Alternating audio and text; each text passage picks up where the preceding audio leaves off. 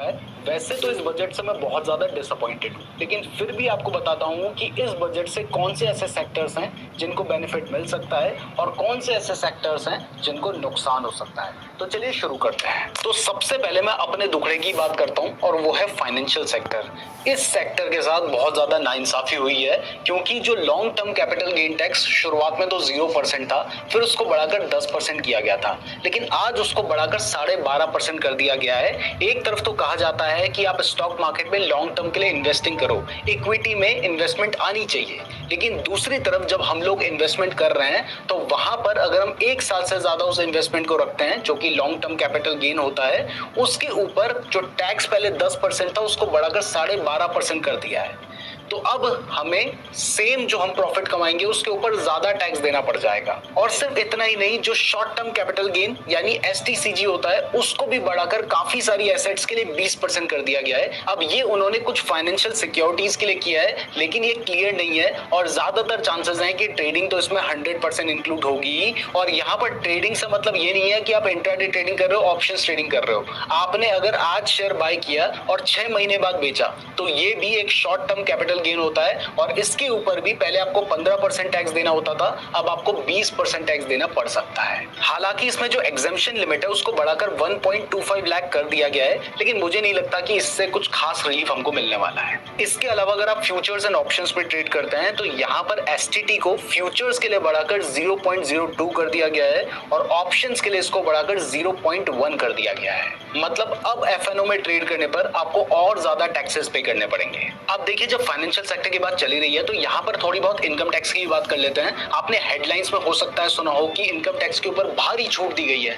लेकिन ऐसा कुछ नहीं हुआ है। बहुत छोटे मोटे चेंजेस हैं जिससे बहुत खास बेनिफिट नहीं होने वाला है। इसमें सबसे पहला जो चेंज किया गया है वो ये है कि जो पहले स्टैंडर्ड डिडक्शन मिलता था 50,000 का, उसको बढ़ाकर 75,000 कर दिया गया है। इसके अलावा न्यू टैक्स रिजीम के टैक्सेस में थोड़े बहुत चेंजेस किए गए हैं। जैसे पहले 3 से 6 लाख तक 5% टैक्स देना होता था, अब उसको 3 से 7 लाख कर दिया गया है। दूसरा, पहले 6 से 9 लाख तक हमें 10% टैक्स देना होता था, अब वो 7 लाख से 10 लाख कर दिया गया है 10% टैक्स। इसके बाद अगर आप 10 से 12 लाख के स्लैब में आते हैं तो आपको 15% टैक्स देना होगा, और अगर आप 12 से 15 लाख के स्लैब में आते हैं तो 20%, और 15 लाख से ऊपर के स्लैब में आते हैं तो फिर आपको 30% टैक्स देना होगा। अब इसके बाद जो हमारा सेकंड सेक्टर है वो है इंफ्रास्ट्रक्चर सेक्टर। इस सेक्टर में 11,11,111 करोड़ का कैपेक्स करने की बात की गई है, जो कि हमारी जीडीपी का 3.4% है। इसमें ज्यादातर जो इंफ्रास्ट्रक्चर डेवलपमेंट की बात की गई है वो बिहार, झारखंड, वेस्ट बंगाल, ओडिशा और आंध्र प्रदेश में किया जाना है। जैसे पटना पुणे एक्सप्रेसवे और बक्सर भागलपुर एक्सप्रेसवे बनने की बात की गई है। इसके अलावा बक्सर में एक 2 लेन ब्रिज भी बनाया जाएगा गंगा जी के ऊपर, जिसमें 26,000 करोड़ रुपीस का इन्वेस्टमेंट होगा।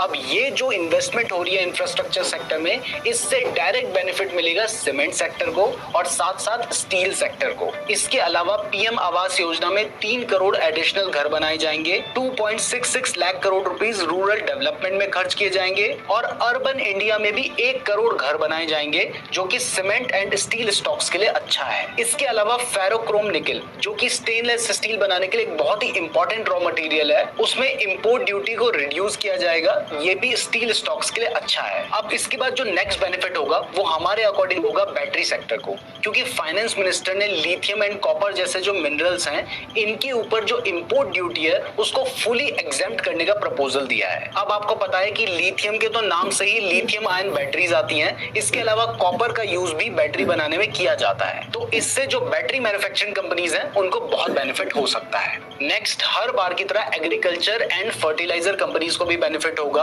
और इवन आज ही काफी सारी जो एग्रीकल्चर से रिलेटेड कंपनीज हैं उनके शेयर की प्राइस बढ़ी भी है, क्योंकि इसमें गवर्नमेंट ने 1.52 लाख करोड़ की अनाउंसमेंट की है, जिसमें अगले 2 साल में 1 करोड़ फार्मर्स को नेचुरल फार्मिंग करने के लिए सपोर्ट किया जाएगा। इसके बाद अगर रेलवे सेक्टर की बात करें तो माना जा रहा था कि हर बार की तरह रेलवे सेक्टर्स में भी इस बार बहुत बड़े बड़े अनाउंसमेंट किए जाएंगे, लेकिन सरप्राइजिंगली कोई भी रेलवे सेक्टर से रिलेटेड बड़ा अनाउंसमेंट नहीं हुआ है।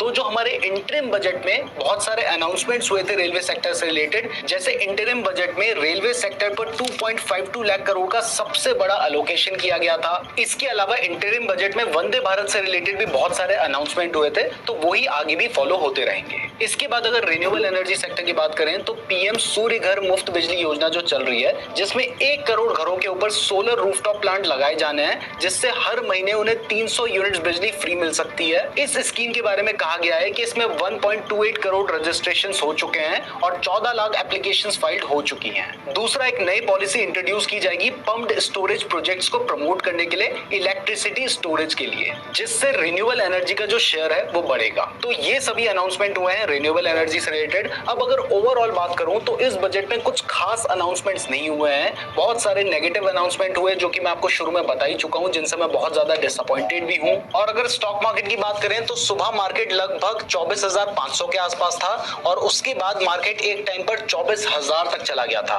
फिर वापस से मार्केट रिकवर होकर 24,450 के आसपास आ गया है। तो मार्केट तो पूरा बेशर्म हो चुका है, लेकिन हमें बहुत सारे फर्क लॉन्ग टर्म में पड़ सकते हैं जो भी फाइनेंस सेक्टर में चेंजेस किए गए हैं उससे। मैं उम्मीद करता हूं आपको वीडियो पसंद आई होगी। वीडियो पसंद आई है तो वीडियो को लाइक और चैनल को सब्सक्राइब करने के साथ साथ इस वीडियो को शेयर जरूर कर